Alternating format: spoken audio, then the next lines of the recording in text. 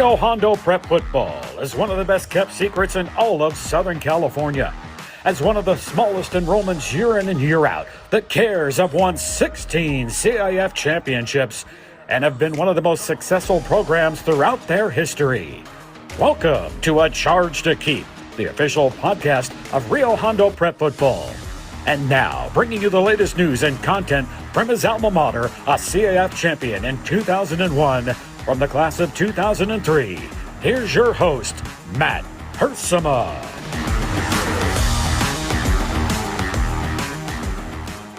What is up, Rio Hondo Prep football fans? Welcome to week number 8 of the 2025 season.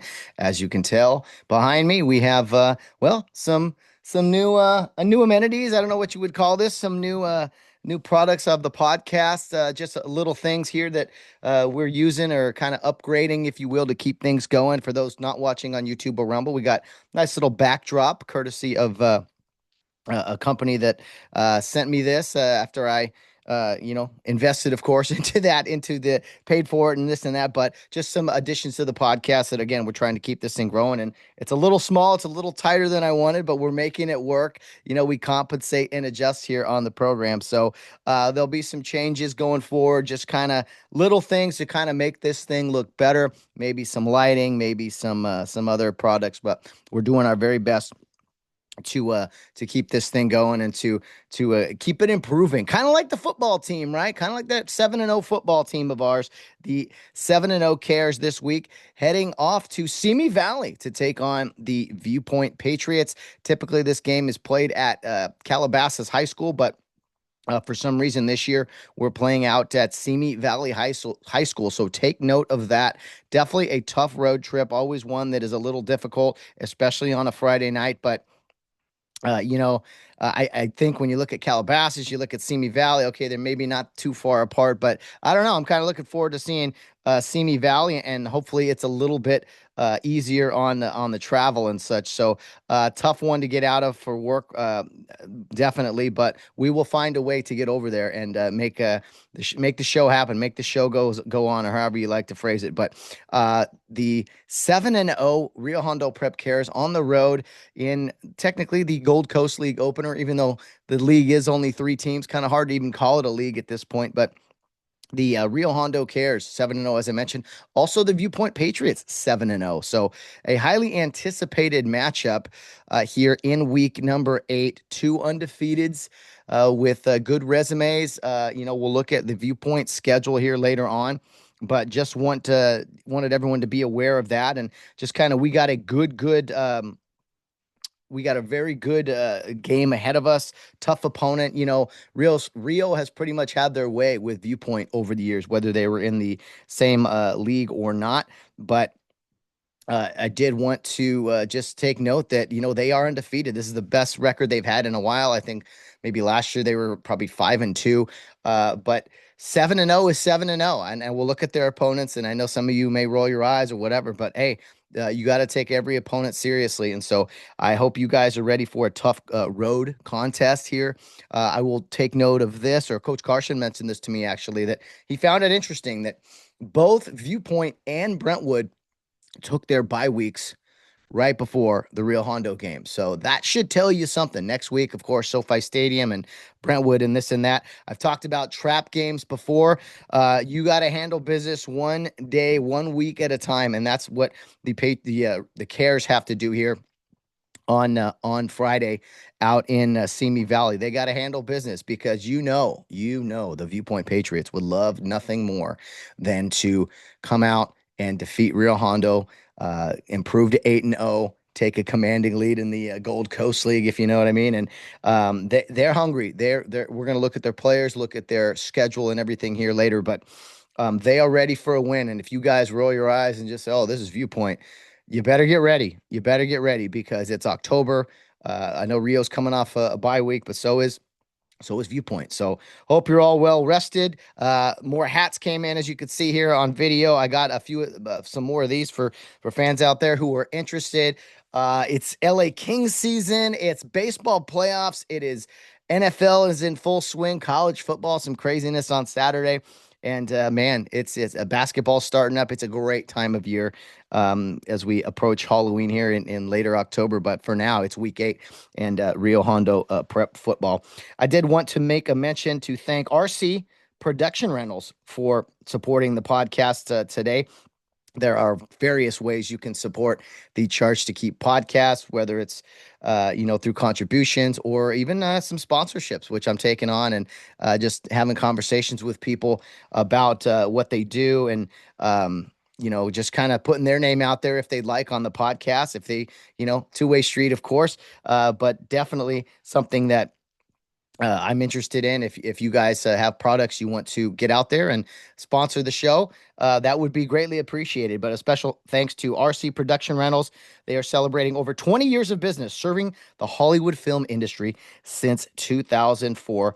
You can find their products at rcproductionrentals.com. Give them a check out there, and if you should be interested in any of their products, by all means, they got good stuff, and definitely have contributed greatly to the podcast in the past, present, and I'm sure the future. All right, we have a great guest today here in week 8. Isaac Holguin is going to be coming on the podcast talking about what he's been up to the past few years since graduating. Let's see, about 10 years ago. I'm not positive his class, but I know his older brother, Jake Holguin, I believe was a class of 2013. So Isaac was right behind him. And I think he was about the class of 2025. So it's been 10 years or so since Isaac's been out of high school. And just a guy, again, we talk about families all the time here on the podcast. Isaac Holguin, man, great dude, great team player, talented guy. The Holguin family, special group of people. Jake was amazing. His parents, the Holguin family, just great supporters of the podcast. They've reached out to me as well, and just a real Hondo football. And this family is real, and I hope you guys always understand that at all times, because we got something really special going. I don't need to tell you that, but it is my job to kind of continue to say that. And I hope you guys got to see a lot of the great products that we put out, or not products really, but just content really, with Noah Penninari last week talking to the Mark the Shark and the SGV crew. And how about the Cares going up to Mount Care Survival Camp, doing their thing up there? That's pretty awesome on their bye week. No one else is doing stuff like that. And then if you guys got to check out on Friday night, the Rio Hondo broadcast team, myself included, we got to participate in the Modern Day Santa Margarita game, which was an absolute blast. A 7-6 game, a pitcher's duel, if you will, but really good football and a fun thing to be part of. And we're looking forward to more broadcasts in the future. If Rio Hondo's not playing, of course, but there might be some Thursday, Friday, or Friday, Saturday situations where I think the Rio Hondo broadcast team, Chris Curry, Robert Bray, Kyle Horton, and all of us could very well be included in some fun stuff. So we will have the content, the game footage for you every step of the way here in week 8 out at Simi Valley. So be sure to tune in on the NFHS network. I know things are getting better and better there. So let's get now to our guests, and then I'll come back with some final thoughts on Viewpoint week 8, where we're at this season, and maybe some other things going forward. But for now, let's get to our featured guest this week in week 8, Isaac Holguin. All right, our guest this week is Isaac Holguin from the class of 2014. He currently lives in Pasadena, and he is a firefighter for LA City. We will get to all of those things quickly and go down memory lane a little bit. But Isaac Holguin, what's up, man? Welcome to the Charge to Keep podcast. Thanks for having me. Glad to be here. And then I've been following this podcast. I see all the posts, so it's great. It's a great thing happening, and I know a lot of other high schools are catching on too. Yeah, you got that right. I appreciate that. And Isaac, I was just kind of like, all these years, you went through the program and everything. It's like it just hit me one day. I was like, what, we should just, I don't know, put this out there a little bit more. I think the alumni would care, and they certainly have. You've been out 11 years now, but yeah, you found yourself kind of checking scores with a little more interest the past few years. Oh yeah, most definitely. Seeing the records, Noah Penninari, and everything, not too far away from breaking Landon's record, which is crazy because I saw Landon play, and that guy was a man among boys. So seeing Noah Penninari, just the little engine that could, just always going. No doubt, man. Yeah, and then one of your former teammates, Nate Tycho, he's about to break his touchdown record as well. So nice tie in there. Appreciate all that. Yeah, Noah's special. This team is special. And I don't know. We'll just talk about that right off the bat, Isaac. The past, we'll say 3 years, the two championships and this year so far. I mean, has it surprised you as an alumnus, or is it kind of like the teams were beaten, or is it just kind of like, yeah, you always kind of knew Rio had this capability? I mean, this is a special group for sure, but just, you know what I mean, the overall perception of the program. Yeah, I think Rio was always the underdog as far as football goes. I know like CAF's changed over time as far as like the way they separate the divisions and everything. So it's not surprising to me that they're playing bigger schools and beating them. Rio's very disciplined, and they ran the same offensive scheme since the start of Rio. So I mean, you can't change what's working. So, I mean, Mhm. if it's working, just keep going at it. And that's the thing about Rio. They're so good at executing and knowing how to scout teams properly. So they could always hang with the big dogs, really. I remember seeing the Charter Oak game with Jonathan Guerrero on the team and Ryan McCulloch, and they competed with that team. And I was like, oh, yeah, they're going to start playing some big schools now, and they're going to start running the table now. So it's not a That's surprise good. at all. No, and that's what I said. It's a surprise if we didn't compete. It wouldn't be a surprise if we lost some of these games, but just the fact that Rio's in these games and competing with these schools, Santa Monica, Warren, you mentioned Charter Oak, and we're gonna have some tall tasks ahead of us this playoff season. It looks like we're gonna play some local teams, so a lot of buzz for sure. And you played on some great teams there, Isaac, in 2011, 2012 championship football teams. Arguably at that time, you could have said, "Oh man, this is maybe the one of the better teams." It was kind of that group, as well as the guys in '09, really, where it was like, man, it would have been cool to play some of these local schools. I remember you guys beat up Arcadia pretty well in 2012, but do you remember wanting a shot at some more of these local public schools back then? Oh, yeah. I remember Mr. Drain used to go up to the seniors and then ask them like, who do you want me to try to schedule? And then it was always like a Royal. We need to play a Royal. We got to play for the wash. And then when we got the opportunity to play Arcadia, we were like, oh yeah, we'll play like the Honey Boba. That was like the place that was like right next to their high school, like a little drink place. And we're like, we're gonna play the Honey Boba Bowl, basically. And we're so excited to play them. And later on met some Arcadia people, and now we always like reminisce about like Arcadia versus Rio, and then it's really funny just to go down like memory lane. But yeah, definitely a great opportunity, and really happy that it happens and got to show like who we are. Yeah, I think we couldn't have had the past few years without moments like that, however many, 13 years ago or so. And it was funny, they didn't call us back. They didn't call us back for game number 2. I don't know what happened. But yeah, you guys busted them up pretty good. I do want to mention you and your family, the great Hogan family. Your parents were great supporters of the football program and of course the podcast. And your older brother Jake, only 1 year older than you. Just want to, if you could, tell the fans what he's up to these days. And yeah, 1 year apart in high school. That's kind of interesting. Yeah, so Jake and I, we're actually Irish twins. We're both born in 1995. He's born in January. I'm born in December. But it's kind of awesome that him and I got to be in high school pretty much the whole time together. We played 2 years on the same team, won 3 championships together, two in football, one in basketball. Yeah, it was special. But Jake's in the military. He's been stationed in Japan. He's doing EOD.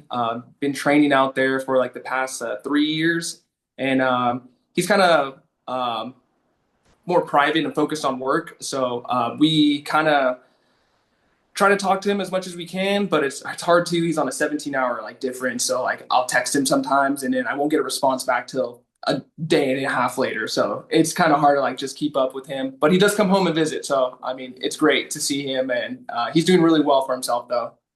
Outstanding. Well, congrats to him, and thank you, Jake Hogan, for your service. But I had no doubt. I see Marines, right? I had no doubt he would be he would be a Marine. It doesn't surprise any of us.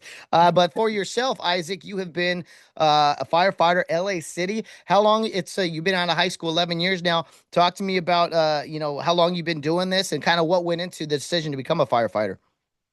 Yeah, so in high school, I always wanted to become a firefighter, and where I actually wanted to go was the U.S. Forest Service on a hotshot crew, Dalton specifically in Glendora. So I went to college. Right before I graduated college, I got hired by the Forest Service, and then started working with the Forest Service starting in 2018, and then got on the hotshot crew later on that year in 2018. Did that until 2024, and then decided that just before actually leaving my job in 2024, decided that I needed a change. I got married, and then just being away from my wife for so long, 2 weeks at a time, home for 2 days, and then gone again. Doing that for about like 8 months was really taxing, not just on me, more so my wife. So then I applied to LA City. Was blessed enough to get hired and then started there in 2024. And then I've only been there for about a year and 3 months. So I just got off probation not too long ago, which was great. It was a lot of learning, a lot of adapting, and being very flexible. But it's been great. The thing about the firefighting aspect is Rio's taught me a lot and gave me a great foundation to actually pursue it, which made it almost like an easier transition, at least for the mindset and like how to prepare myself going into high pressured situations. So it's been a great job for me. A lot of learning, a lot of different calls, and I'm still learning. I'm still like giving presentations basically on like certain tools or like certain things that we could be doing, which is great because just like football, it's all about preparation before going into the actual game itself. Well, there's so many real guys that end up in the fire service, and we got countless names. I'll forget Larry Pollock, Jordan Ross, Carlos Ortega. It's just so many guys that Paul Hampton was in a minute. I mean, there's so many guys that I don't know. It just seems like a natural fit. And you, being Isaac Holguin, said, "No, I don't want to do that regular firefighter. Let me go and be a hotshot crew. Like, let me go into the most dangerous stuff." How did you pick when you told your parents, "Hey, I want to go into the most dangerous aspect of this"? How did they take that? Um, they took it well. My mom actually worked for the Forest Service in Arcadia, right there off of Santa Anita, not too far from that In and Out. And so I was around it a lot growing up. And then my mom did the budget side of it, so she was never really around like the fire aspect. But I would just go to the station in Glendora, do a couple hikes, and then pretty much. Um, Started talking to the guys and then applied and then got on to that. So at a young age, I wanted to do it. So I was 12 years old. I remember going to a retreat in high school, and I think we were like 15 years old. And then we were sitting around a campfire one day, and then they were like, "Hey, like, where do you guys like see yourself in 10 years? What are your goals?" and stuff like that. And I remember like standing up and be like, "Oh yeah, like I want to go on the hotshot crew." And so like from 15 years old, telling everyone in the high school basically like I wanted to do it. Everyone saw me do it and they're like, "Oh man, you're living your dream." I'm like, "Yeah, this is great." Like I really was living my dream. So it to me, I had a perception about the job and like I was thinking, okay, like yeah, they're fighting the flames up front, throwing a little bit of dirt on the fire. When I got there, I was like, "Oh man, this is way different. This is pretty taxing. I'm going on long hikes. I'm sweating all day. I'm sleeping on the dirt. It felt like a summer trip almost, like sleeping on those campgrounds and everything." So to me, it was really fun. It just brought back a lot of memories and seeing different parts of the United States. I also went to Canada for a fire, so that was really cool and like just well versed in traveling as far as that job goes. And It had a lot to do. Like I remember thinking to myself, there were some days where I was like, man, if my high school football team, if our 24 guys were a hotshot crew, we would be legit. Just because everyone has that mentality that will just keep going. They won't give up, and that's really what it is. That is fantastic, man. That is great stuff. What a pitch about the program for sure. Yeah. There's other ways to travel and see the world, Isaac, than, getting dropped into dangerous fires. But hey, to each his own. Sounds like you had a good time. God bless you and, your coworkers, your brothers there for doing that, because here in Southern California, seems like it's fire season every few months. And we've had some devastating ones here. So, that's crazy stuff. What about talking about memories and things? What about your beginning, your start, Carrie Youth League? You and Jake, right? You kind of started early on and went all the way through. Yeah, so I started in first grade. So it's kind of funny. My dad came up to my brother and I one day when we were younger, and he goes, "Hey, do you guys want to play football?" And then my dad knew about Cary Youth League because my dad went to a Royal High School, so he always knew about Cary Youth League. And my dad asked my brother and Jake and I are totally opposite personalities. My brother is like hard and very serious, and he's just got that like go get him attitude. Where me, I'm like more happy go lucky, and I'm like, oh yeah, I'll do whatever. But when it came to that question, my dad was like, "Hey, do you guys want to play football?" Jake was like, "Oh yeah, I want to play." And me, I was like, oh, I don't really want to play. Like, I just kind of want to see like how this plays out. I remember going to a practice while Jake was practicing his first practice, and then I was like, okay, I guess I'll play. Like, it looks pretty fun and everything. So at first, I actually didn't even want to play, but yeah, started in first grade, ended up playing for the Coral Cowboys. I had Coach Lammers and Coach Smith as my first two coaches, and it was great. I remember putting on the helmet and getting the shoulder pads that they had in those sheds next to the softball field because I didn't have gear at the time. And remember like thinking like this helmet is heavy. Like as a little kid, like I have no neck muscles and I'm a little bobblehead, and so is everyone else. And I just remember Mr. Smith, I didn't even know what was going on. I didn't know what formations were. I didn't know any of that stuff. And I just remember Mr. Smith grabbing us by our face mask and like, hey, you're going to walk over here, like taking you by your face mask. You're going to go here and stuff like that. So it was great. And then we transitioned from like Coral to the newer era of like Miami Hurricanes, Georgia Bulldogs, and Kentucky Wildcats and stuff like that. So later on in fifth grade, I ended up having Carlos Ortega as one of my coaches in fifth grade, and I had Edwin Ixta. Edwin coached me actually from 7 years old until I went to Rio. So he was a Wow. part of my life for a pretty long time, actually. And I still have my membership card from Cary Youth League, and it's signed by Edwin still. And it says like 2006 on there or something like that. So I still carry that in my wallet, actually, because it's like just like a fond memory, like for me, anyways. But then, yeah, I ended up going to an information night with my parents, and then my parents liked Cary Youth League a lot. They knew about Rio. We went to the 2005 championship game, and Ooh. right away we were hooked. Our whole family was like, "We're all in now." So at that point, joined Rio and never looked back. That's for sure. When you were a kid in care, that's a great story, by the way. I love hearing that stuff. It just when you were a kid in care, experiencing all this Cary Youth stuff, do you remember? You said you went to '05 championship game, my brother's team, at the first Rio 11-man title. Was there a moment or some players you remember watching as a kid in care, going to Rio football games and being like, "Oh, I want to do this someday. I can't wait to follow in their footsteps."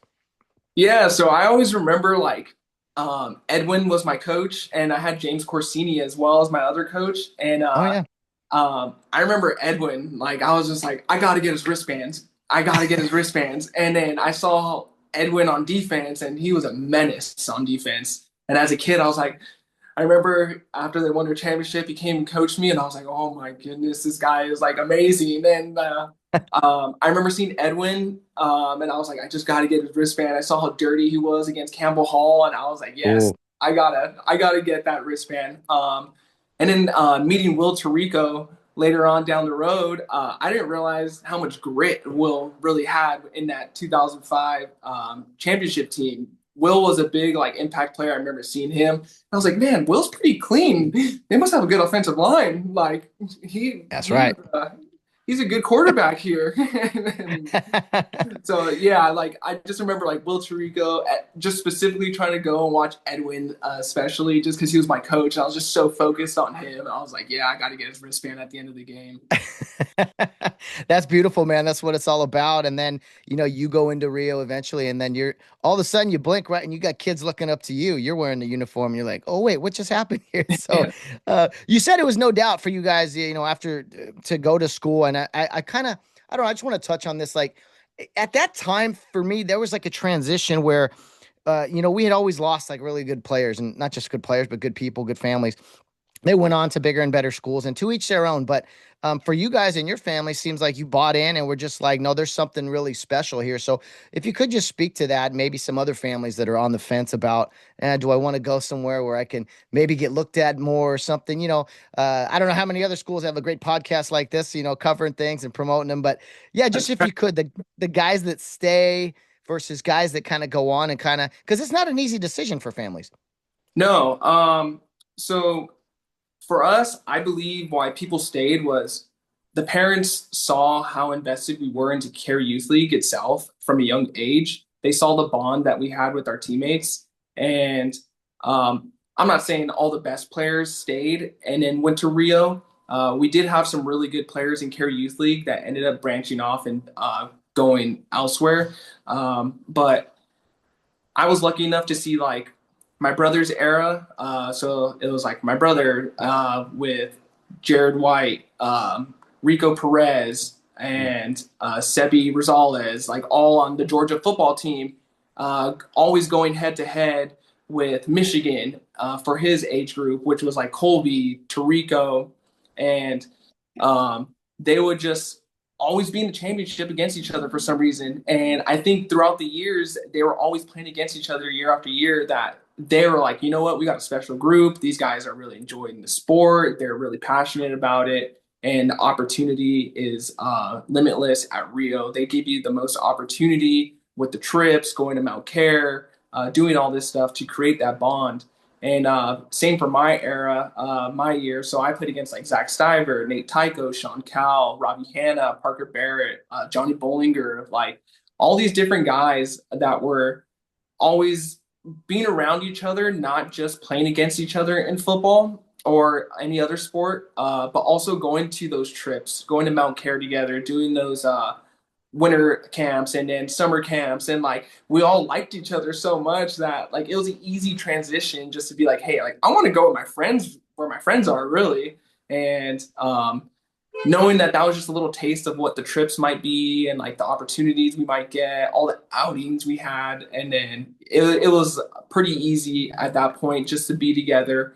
And um yeah, just basically like just that tight knit group. We always stayed together, and I think just because of that, we ended up moving on to Rio together. But we did lose some good people that were kind of on the fence. Like I remember in my age, there was Dylan Fink who was on. He played at Russell Park. I just remember. I don't remember what team exactly he played for, but like I remember Dylan Fink.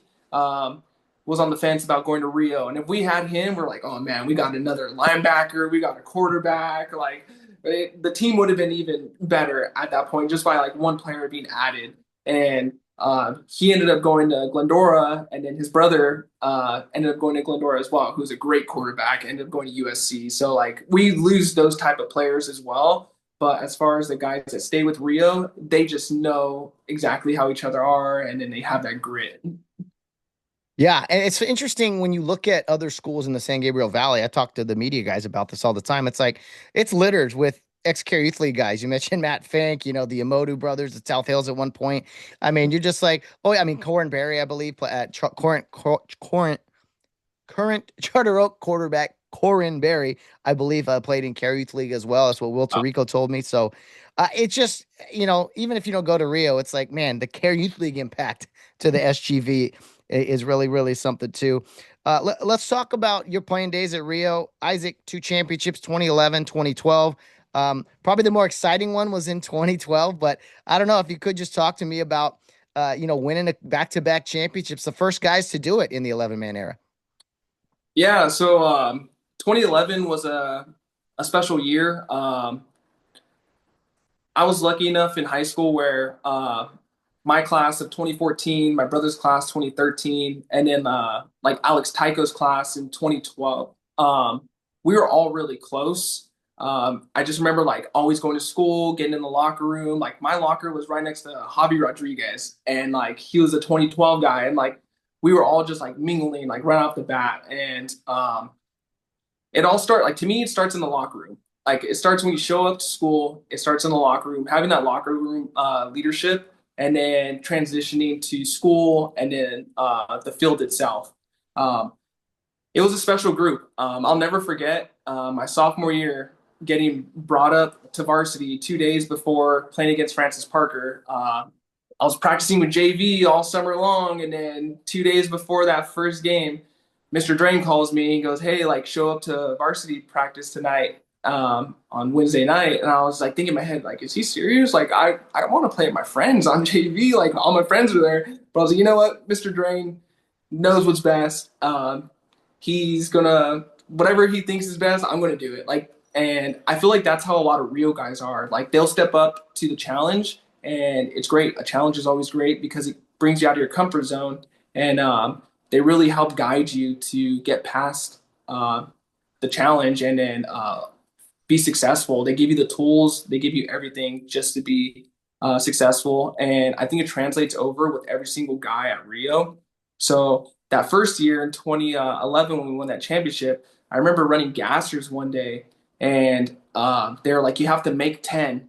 And I was like, you have to make 10? Like, you're not running 10? And then, like, I might run 14 and then I only make 10 though. I'm like, geez, like, whatever, like, I'll do it. And then I remember Javi Rodriguez, like, I was on like gasser number 9, and I was like, man, I've only made like 7 so far. I got 3 more to go. And Javi Rodriguez told me, he's like, I'll run as many gassers as it takes as long as I win a championship. And I was like, okay. And so like right then and there, I kind of like did the okay. I'm just gonna shut up and I'm gonna just make this gasser and then keep Let's going until I go. get the 10. Like, and from there on, I knew like, oh, my mentality has to change. And I think that's what really helps is the older classmen. If you have good leadership, they're going to help change and shape your mentality so you could be successful and really pull together and hopefully win a championship.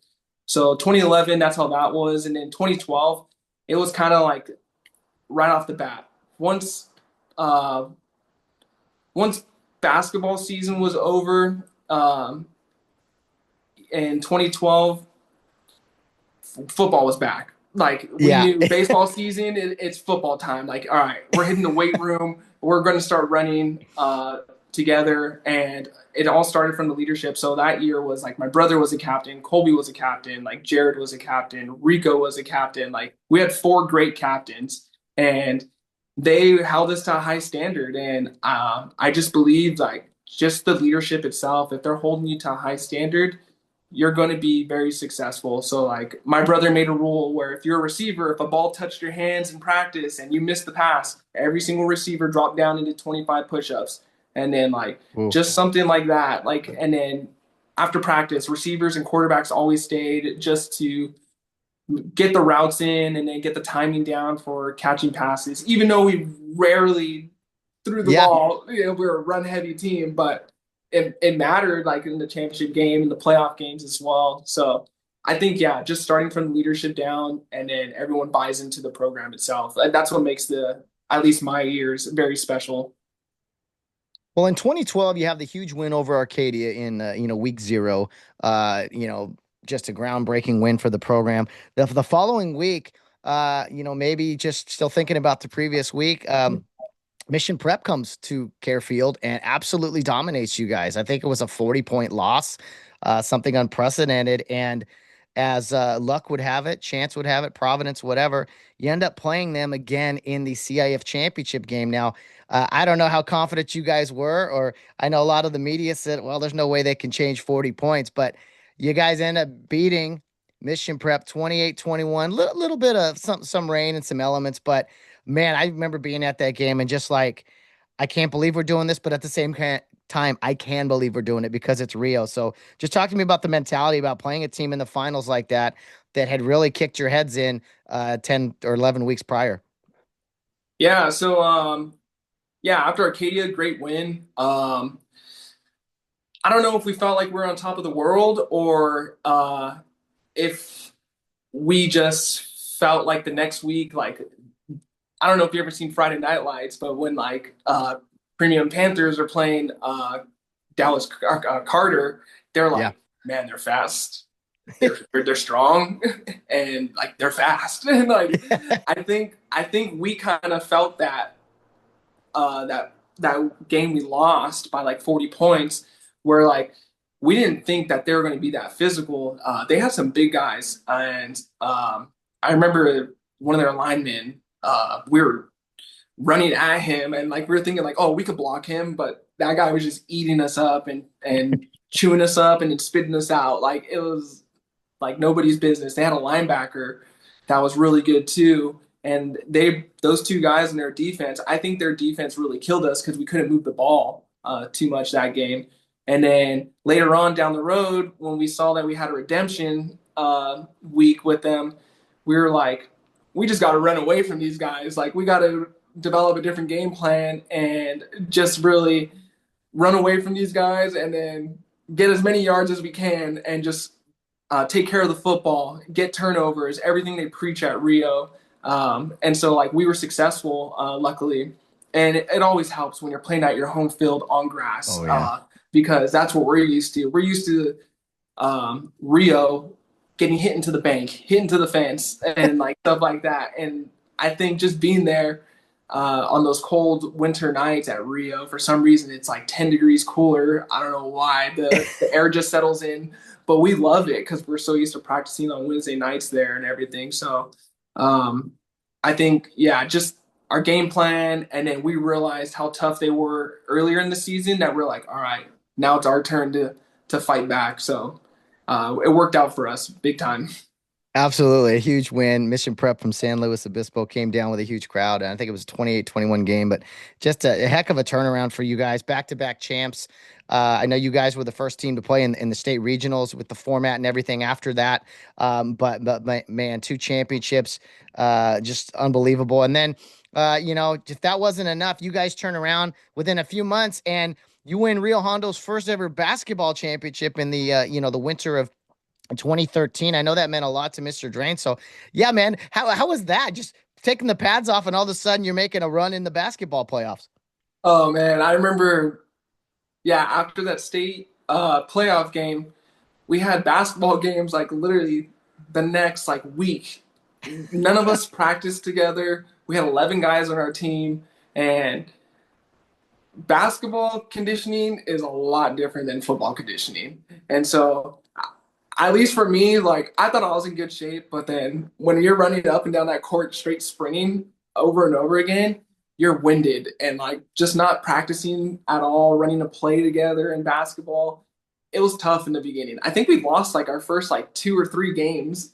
And Hmm. then after that, once we started actually like running some plays, inbound plays, setting up the offense, Mr. Drain started like really like focusing on basically moving the ball and then getting us conditioned. I remember doing suicides over and over again just to get in basketball conditions, and then the rebound outlets like always at the end of practice. So it was tough in the beginning. I thought like, oh man, we're gonna be just an okay team.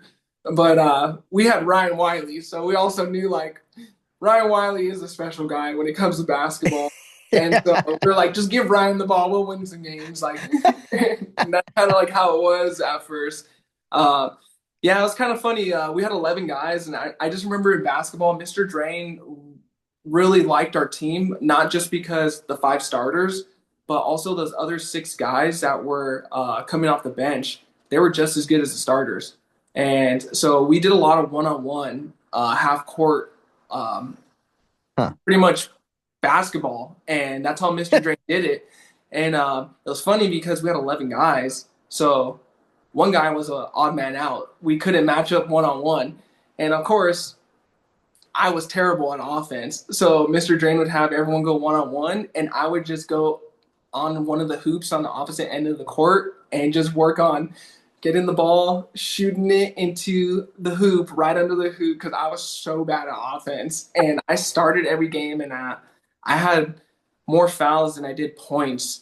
I think at the end of that year. Yeah, I was just there for defense. Really, that's all I was My there kind of for. guy. My Yeah, kind of guy. I love it. I would get the loose balls for you and just give the ball to Ryan. That was There you my go. yeah. No, I but well, it I was remember great. that championship. You guys won in modern day Saturday morning, and can't remember who you guys beat, but it was a great, just fun few months of like, oh wow, look at Rio Hondo, so good times. You mentioned Mr. Drain. He is being inducted here in a couple weeks to the CIF Southern Section Hall of Fame. And if you could just speak to him about, maybe the lessons or just kind of his impact on you, football, basketball, whatever the case, because I know he's a special man to most of us. Yeah. First of all, congrats, Mr. Drain. You deserve it. You really do. Um, More than 100 wins in football in the San Gabriel Valley. All the championships you've won. It's pretty impressive. And but behind all that is a lot of the lessons, like not only what you taught me, but you taught others as well. I remember freshman year going into getting ready for football season, and you start to show up to summer practices. Mr. Drain would um, call us all into the gym, and then like he would talk to all of us because we would still have like our club meetings as well. And one thing that stuck out to me, I'll never forget when I was a freshman with Mr. Drain was like he's like if you do these, if you live by these 5 words, um, it'll help you in life. And it was just surround yourself with good people. And I'll never forget him saying that to us. And it was kind of special because at Rio, you're only around great guys. You're not just good people. So it made life easy in high school, in a sense. And then not just with my teammates or the players I played with, but also the coaching staff. So like Mr. Drain was always very personable. Mr. Drain, man, he was the man in high school. To me, like he was like the guy. I would see him walk down from his backyard gate, walk in his shorts and his sunglasses on, get ready to get that lawnmower going, taking care of the field. And like this is like 8 a.m. in the morning, and I would just smell the grass being cut. Mr. Dre would have his headphones on that lawnmower, and then later on he was getting dressed and getting ready to go to like AR period, and like he was one of the AR like teachers, and like I just remember seeing him after lunch and reading an AR book or reading a book for our AR class, and then after that, just go straight to coaching, and then like doing our practice, and then 7 o'clock at night or 8 o'clock at night, he's there picking up trash inside of the whole school, really, and like doing all the janitor work. And so, like, that speaks a lot about Mr. Drain itself, just how hard working he is. Um, he really lives by what he preaches, and that is one thing. Mr. Drain, I think, had a huge impact on all of us. Is he never complained? You never heard him ever say anything bad about his day or like what he has to do or any of that stuff. And he gave 100% effort into everything. And then I also remember too, like Mr. Drain's like bishop trips. Him Yeah. going to the run to win, and like that was always something great to me. And him always quoting John Wooden, like I bought so many of the John Wooden books now because of Mr. Drain. And like uh, him with his teaching philosophies not only went by the Bible, but they also were incorporated with like John Wooden and like the cornerstones for the pillar of success and like pyramid of success and stuff like that. Like Mr. Drain just taught me so much. And yeah, I'm very thankful to meet someone like Mr. Drain for sure. Well, I appreciate that, Isaac. Yeah, I'm sure he does as well. You speak for a lot of us there with so many memories and lessons. And yes, it is well deserved. He has had a tremendous impact on all of us. So many, too many lessons to talk about, but and a lot of them off the field, off the court, if you know what I mean. So, Oh yeah. uh, man, what would we do? What would we do? Where would we be without some of his guidance over the years? Um, as we wrap it up, Isaac, I want you to just kind of give your pitch about, you've been out of Rio Hondo now 11 years and you had great experience there. You still seem to take notice and interest into our alma mater here. And so if you could just kind of sum up Rio Hondo football, Rio Hondo prep, however you want to phrase it, and just why it is special, why it was special then, why it continues to be special to you now. Yeah, so Rio was special to me back then just because the opportunity, really. Someone like myself, or any young man, really, you don't really know the opportunity you have until you're there at Rio. Just as far as like the teacher to student ratio, all your lifelong friends you're going to have, and all the opportunities for going on certain trips, going to different places, like even the football team this year going to Texas. That's amazing. So all these different opportunities make Rio so special while you're there. And one of the songs they sing is like the 4 short years soon slip away. And sure enough, it's like it goes by really fast. And I wish I could just go back for one more day and really enjoy being in high school one more time and just seeing all the faces, the great attitudes every day. And just everything that Rio had to offer. And it was a great opportunity while actually being there. So I'm very proud of where I came from, which is why I still follow Rio now. And this podcast has been fantastic, putting out all the scores, all the updates, and not just for the football team, but I see you put out the volleyball stuff too. So it's great to show how much the alumni really are invested into Rio itself. And it makes it very special. So year after year, I'm always like, man, I don't know if I'm going to stay connected with Rio, but with the podcast and everything, it's been fantastic because for someone like me, and I'm sure some people that moved out of state, it's like, yes, like I get to still follow them. I know how to watch it live. You put the links up for me, you make it easy. And um, it's kind of awesome. Talking to other people that went to local high schools. And when I tell them like, oh, I went to Rio Hondo Prep, they're like, oh, where's that at? And I tell them like, oh, it's in Arcadia. And then I always tell them like, oh yeah, there's only like 99 students. They made us play like 3 sports in high school. And they're like, what? And I'm like, yeah, like it was great. And then like just yesterday at work, some of the guys were like, oh, I took Spanish. And then I was telling them, oh, I took Latin. They're like, Latin? Like, well, who offers that? And then I had to like explain it to them. So like I said, Rio's opportunity is endless, and it's a great school and a great program. And I'm hoping one day that when I have kids, they're going to go to Rio and they're going to win some championships.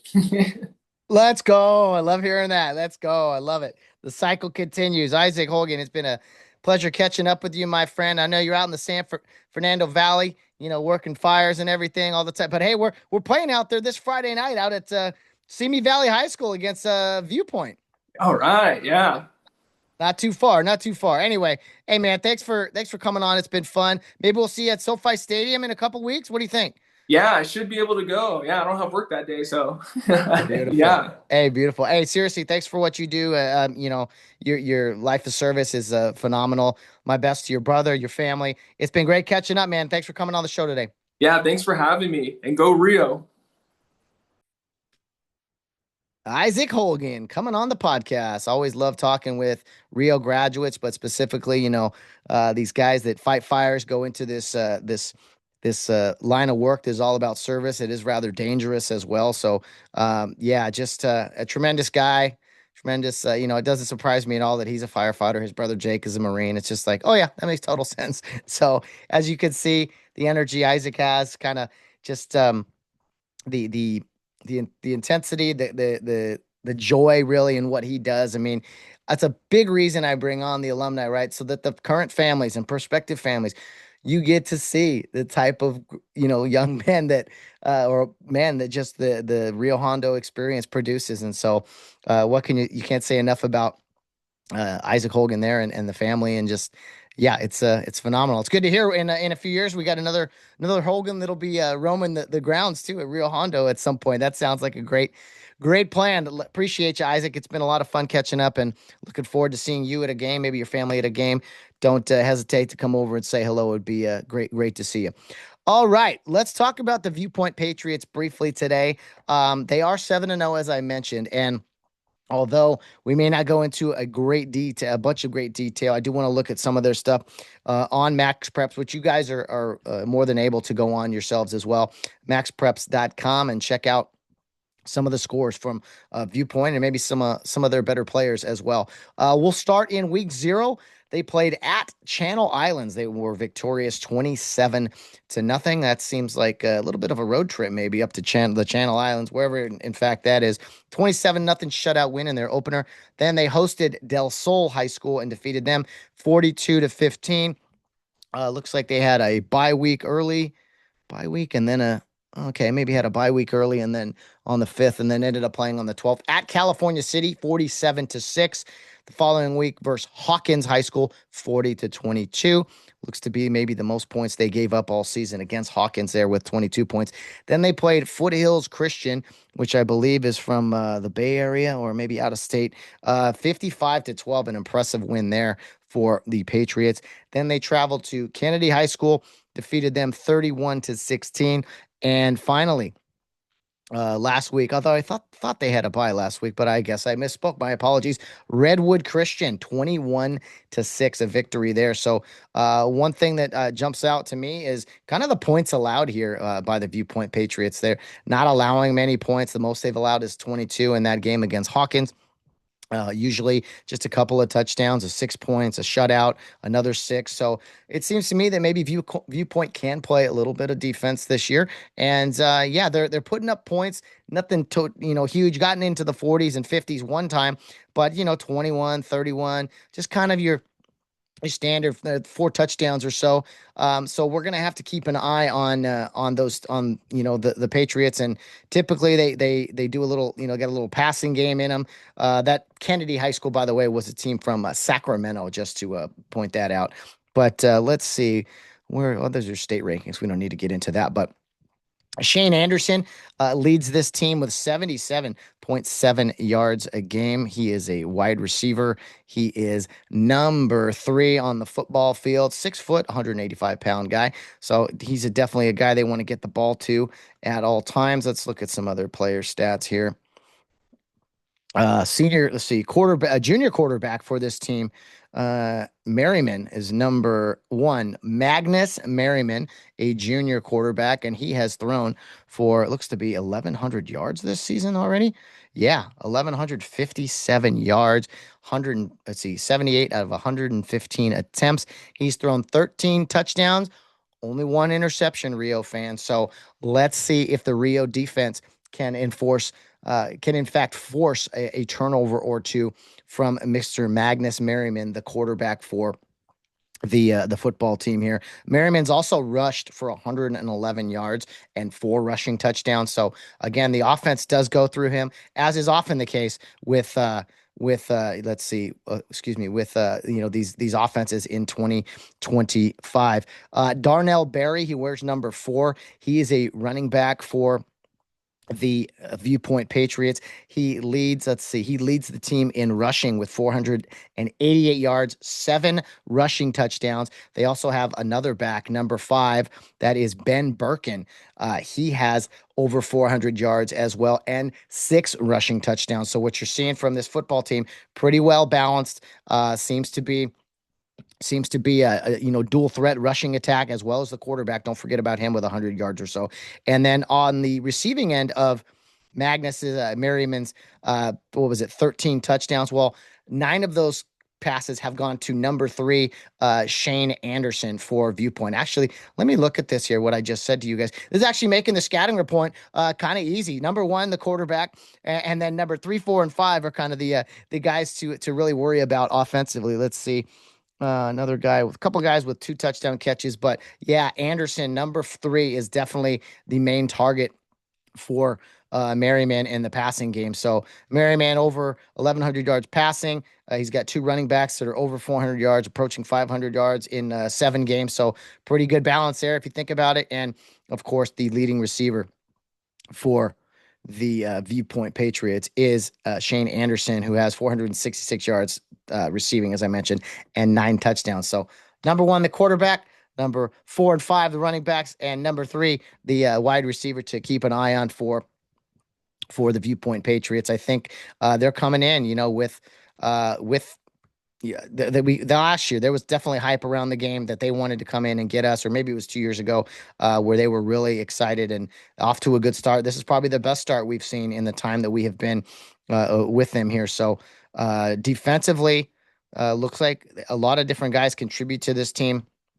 A lot of different guys with, let's see, their total tackle is their best tackler, or leading tackler, I should say, with total tackles is number 22, Tanner Tominski. He is a middle linebacker. He wears number 22 on his jersey. So he's the guy you got to really key on for the Cares offensively and their offensive attack. And, I think if the Cares establish the running game, pound the rock. Noah Pennineri's back right, but Christian Lee has been running the ball really, really well. Nathaniel Shine, not as many touches, but when he does touch it, explosive plays. Yannick Diaz has made some important and good throws, not just the touchdown passes, but sometimes the incompletions. Those are occasionally the best throws, really, because you stay alive, down in distance. All these things that go into calling plays. I think the Rio Hondo faithful can see that there is a process, and the O-line has been outstanding, improving each and every week. So that's been really, really fun to see as well. I have no doubt Rio Hondo will put up some yards in this game. I think, we'll see if Viewpoint really keys on the run and tries to shut down the run, and Yannick has to make some throws, or maybe some different guys have to touch the ball, or can Rio just do their thing, pound it, run it every which way they can, or if some adjustments will be made. Again, a road trip, longest road trip of the season, minus, of course, getting on the airplane to go to Texas. So Friday afternoon, long trip. You never know what could come into play. So safe travels, everybody. Hopefully you guys have enjoyed this podcast on the way to the game. But get there early. I've never been to Simi Valley, not sure what to expect. Simi Valley High School kind of takes me back to those Grace Brethren days. If I every time I hear the words Simi Valley, so I'm a little scarred there from those Grace Brethren Lancers still, but Simi Valley High School against the Viewpoint Patriots. How else would you rather have it coming off the bye? Week 8, 2 7-0 teams. Let's go. Friday night football in Southern California, Gold Coast League. It's going to be a fun one, and I hope you guys strap in and come ready to play for this one. Let's see. Explanation point. I can't really think of anything that happened in Texas that was unique or anything like that. There was some, clock issues with the game clock and the play clock, and I just want to say, for Rio fan, for everyone out there, after a penalty, after a stoppage, after an injury, whatever, let's be aware, man. You got to go. If we stand around sometimes waiting for what happened, as soon as the referees are blowing the whistle, we only got 25 seconds, so we got to get moving. Sometimes when the chains move and everything, you're kind of like, there's this dead period. You almost forget that it's like, hey, when the whistle blows, we got to go. We got to go quick. So just keep an eye on that with advancing the ball and moving on, and I know we had some holding penalty, or not. Let's see, we had a weird offensive pass interference penalty, but I do want to mention just the rules differences. We're back to California high school rules. Remember, what you see on Saturdays isn't necessarily the case here. What you see on Friday nights. So be aware of that. Quick change there, and we'll try to have more rules for you in the future. But I think with this week's show, kind of a quicker one, kind of thrown together, that just wanted to get this out in a timely manner. And so, not really too much about the rules portion. I guess I'll say, explanation point wise, I want to applaud you guys, the fans. I know you guys have had your moments where you're upset, and rightfully so. You guys are doing a great job, I think, of being the Rio Hondo faithful, doing it the right way. So let's continue to do that. I know we're going to be frustrated. We're going to have our moments where we want to scream and yell. I know I do too. And it's a work in progress. So let's remember to be cares at all times. And that doesn't mean we just, sit back and don't do anything. I think Coach Carson is always working hard to get the officials, working the officials and just trying to get explanations and get our guys in good position. So let's continue to remember those things. After the bye week, we are well rested and ready to go here in the 2025 season. Only 3 more weeks guaranteed. I hope you fans will get out to a game. If not, check us out on the NFHS network on Friday night. And don't forget about SoFi Stadium next week, and then the final home game of the year, Halloween Eve, October 30th at Care Park in Irwindale. So thank you again, Isaac Holguin, for coming on the show, getting us ready for Week 8. I can't wait for the 8th game of the season this Friday out in Simi Valley as Rio Hondo Prep takes on undefeated Viewpoint and their 7-0 record. Bring on the Patriots. Rio Hondo at Viewpoint. Let's go. We'll see you Friday night, everybody. And as always, your friendly reminder, always be humble in victory and gracious in defeat, because we always have a charge to keep. A charge to keep I have, a God to glorify, a never-dying soul to save, and fit it for the sky.